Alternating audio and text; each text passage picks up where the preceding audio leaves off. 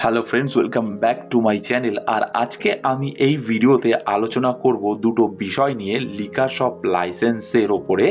আমি এর আগে লিকার শপ লাইসেন্সের ভিডিও বানিয়েছি, আপনারা চাইলে দেখে নিতে পারেন। কী কী ডকুমেন্টস প্রয়োজন, কিভাবে অ্যাপ্লিকেশন করব, অ্যাপ্লিকেশনের পরের প্রসেস কি রয়েছে, সমস্ত ডিটেলস দেওয়া রয়েছে সেই ভিডিওতে। আর আজকে এই ভিডিওতে আমি যে দুটো বিষয় নিয়ে আলোচনা করব সেটা হলো যে আমাদের যে সাইট, যে কাউন্টার রয়েছে, সেই কাউন্টার থেকে কতটা মিনিমাম দূরত্ব হতে হবে হসপিটাল, মন্দির, সেন্ট্রাল গভর্নমেন্ট বা স্টেট গভর্নমেন্টের কোনো ইনস্টিটিউটের, সেই দূরত্বটা আমরা আজকে জানবো।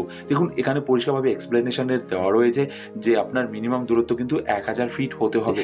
এবার এই 1000 ফিটকে যদি আমরা মিটারে কনভার্ট করি তো দেখা যাবে যে 304 থেকে 305 মিটারের মধ্যে যদি কোনো মন্দির, কোনো ইনস্টিটিউট, কোনো হসপিটাল থেকে থাকে তবে কিন্তু আপনার লাইসেন্সের কিন্তু গ্র্যান্ট হবে না।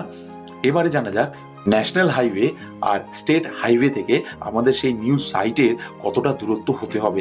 দেখুন, এখানে পরিষ্কারভাবে দেওয়া রয়েছে যে ন্যাশনাল হাইওয়ে অথবা স্টেট হাইওয়ে থেকে আপনার 720 ফিট মিনিমাম দূরত্ব হতে হবে। 720 ফিটের মধ্যে কিন্তু আপনার কোনো লাইসেন্সের কিন্তু গ্র্যান্ট হবে না। আর এখানে ব্যতিক্রমও রয়েছে। কি ব্যতিক্রম রয়েছে?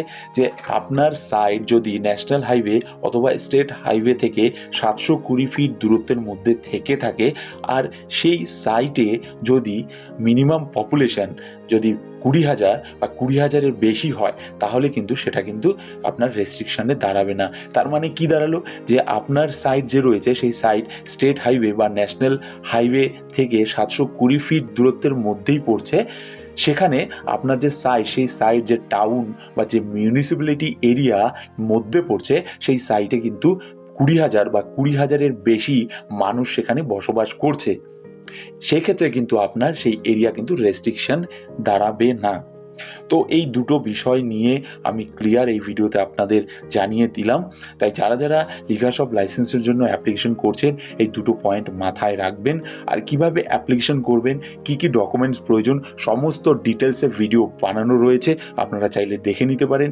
আজকের ভিডিও এই পর্যন্তই।